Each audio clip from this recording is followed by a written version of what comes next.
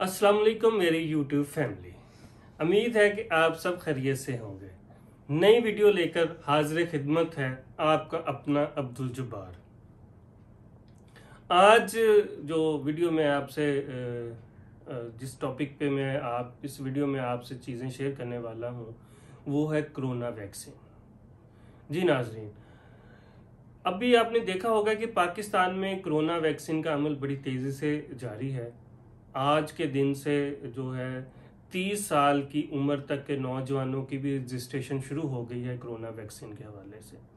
मैं मज़ीद बात करने से पहले मैं आपको बताता चलूँ कि कुछ ऐसे कंट्रीज़ हैं दुनिया के जिनका ख्याल है कि हम कोरोना फ्री हो गए हैं, जिनमें जैसे कल जो बाइडन का एक स्टेटमेंट थी। जो बाइडन जो यूएसए के प्रेसिडेंट हैं, उनकी एक स्टेटमेंट थी कि जो लोग फुली वैक्सीनेटेड हो गए हैं, यानी कि जिनको 2 डोजेज वैक्सीन की लग गई हैं, उनको अब मास्क लेने की या समाजी फासला रखने की कोई ज़रूरत नहीं है। वो फ्रीली मूव कर सकते हैं जैसे कि वो कोरोना से पहले की लाइफ है। उसके बाद तकरीबन 1 माह हो गया है, इसराइल ने अपनी सारी आबादी को वैक्सीनेट कर दिया है और वो भी मास्क के बगैर अब फ्रीली ज़िंदगी गुजार रहे हैं।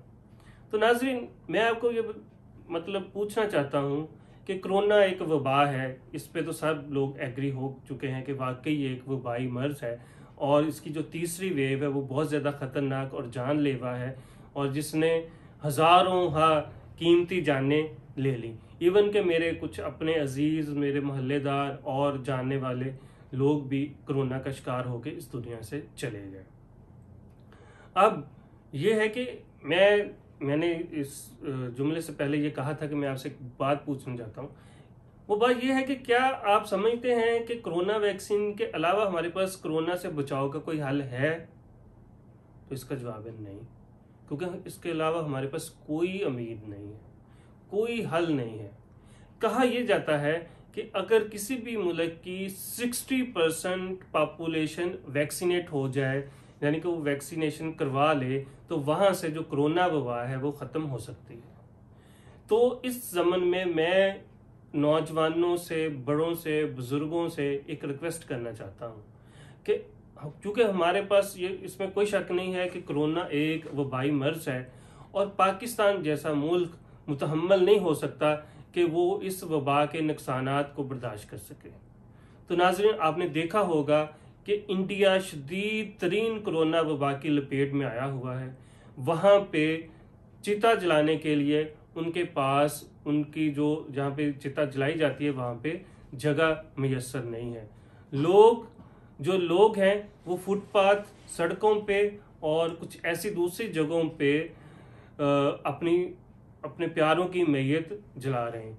इवन के मैयत जहाँ पे जलाई जाती है, शमशान घाट, वहाँ पे महीनों टाइम नहीं है, इतनी बुरी तरह कोरोना वबा की वजह से वहाँ पे अमवात हो रही हैं। तो हम पाकिस्तान एक छोटा सा कंट्री है, इसकी इकोनॉमिक कंडीशन ऐसी नहीं है कि हम इवन के 1-2 माह का लॉकडाउन भी लगा सकें।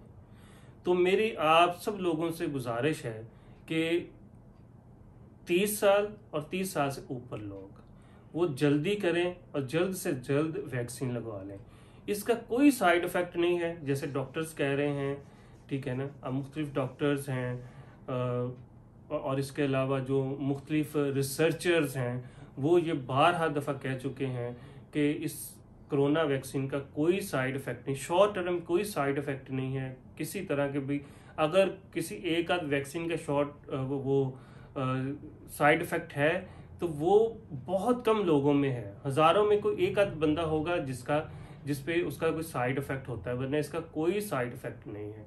तो मैं फिर आपसे गुजारिश करूँगा कि जिस कदर जल्द मुमकिन हो सके अपने आप को वैक्सीनेट करवाएं।